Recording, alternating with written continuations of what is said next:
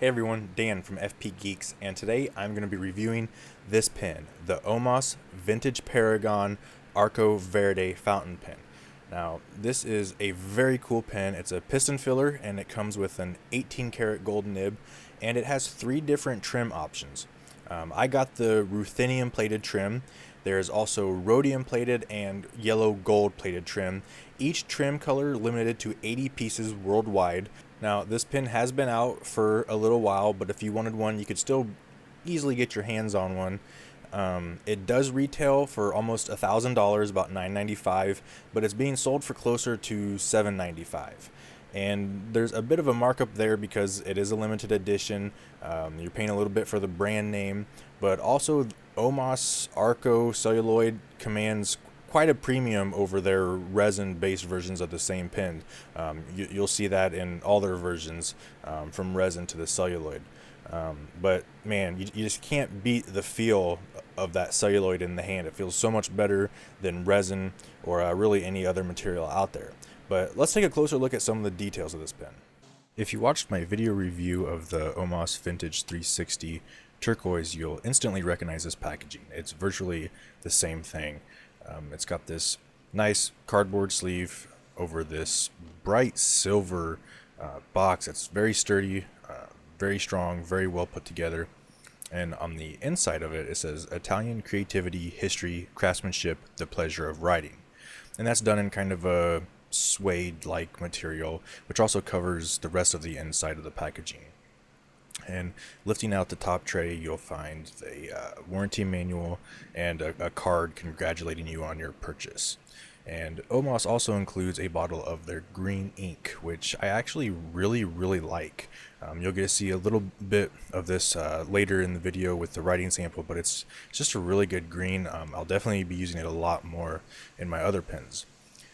But if we pull the pen and the pen sleeve out and gently nudge the pen out, we'll get a look at the goods here, and man, is it good. The Arco Verde is just a gorgeous pen. I really like this celluloid. Taking a look at the pen from a different angle, we can see the natural light brings out the color really well, but the video still didn't capture it as good as what it looks like in person. It's just a really difficult material to capture perfectly. But taking a closer look at the ruthenium plated trim, we can see it has the vintage style rollerball clip, and that ruthenium plating is kind of like a dirty chrome plating. It's not super shiny like chrome, but it's also not completely black. It's really, the best way to describe it is dirty chrome, I think. This pen also came in yellow trim and Omas high-tech rhodium plated trim, each trim color limited to 80 pieces each. So there were a few options, and if we remove the cap, we can get a closer look at the nib and the feed. And this does come with a ebonite feed, and the nib, as you can see, is ruthenium plated to match the rest of the trim. Now this is a 18 karat gold nib available in a wide variety of sizes, and it features the vintage style imprint. Of course, that makes sense since this is the vintage Paragon, but it's just a really good design, a really good size, and I think it fits the pen very well. I'm very pleased with the design of this nib. One thing I was a little disappointed about with this pen was just how dark the celluloid is compared to, say, the bronze Arco, as we can see on this modern Milord. And since I've got it here, let's do a little size comparison. We can actually see that the modern Milord is larger than the vintage Paragon. The Paragon is supposed to be the largest pen in the family, but you can see it's just a little bit smaller than that modern Milord. I do really like the size of both of these pens though, and I prefer to write with both of them in the unposted position. It's just a good size, and when you do post it, it posts securely, but it's just a little bit awkward. You can see how far back the cap sits on the pen, and it's not back weighted because the cap is so light, but it's just so long. It's just a little awkward and weird, but they both fit very well in the hand in the unposted position. When you get this pen in the right light, it just really makes that celluloid pop, and it's just really gorgeous. I can't stop looking at it, but really, we're here to find out what the nib is like, and this nib definitely doesn't disappoint.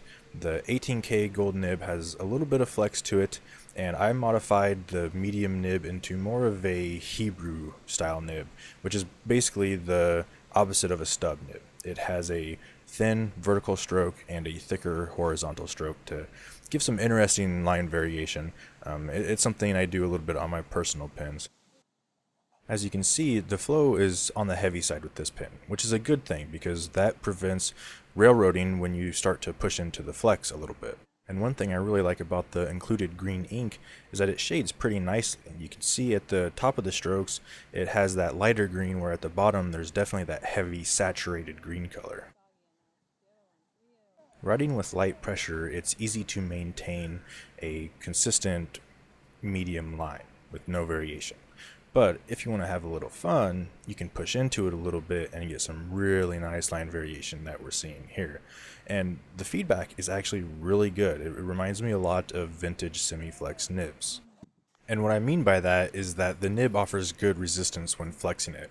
It's not soft and mushy, but it also doesn't require so much force that it makes your hand tired after a few sentences, like you might have experienced with the Noodler's Ahab. Overall, it's just a really fun nib. So there it is. That's the Omas Vintage Paragon Arco Verde fountain pen. It's a heck of a good fountain pen. It's really high quality.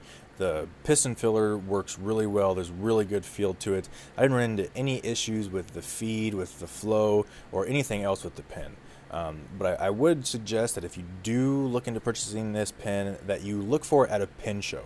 That way you'll be able to look at the celluloid firsthand. You'll get to see the pattern and if it's bright or dark. And it's something you can't tell that well when you buy online and just from pictures. But if you do decide to purchase it somewhere online, I would request a lot of pictures from the seller so you know exactly what you're getting. But other than that, I would totally recommend this pen. The celluloid is gorgeous, it feels great in the hand, and the nib is just spectacular. So if you have any questions, please feel free to leave them in the comments below and I'll answer them as quickly as I can. Thanks for watching.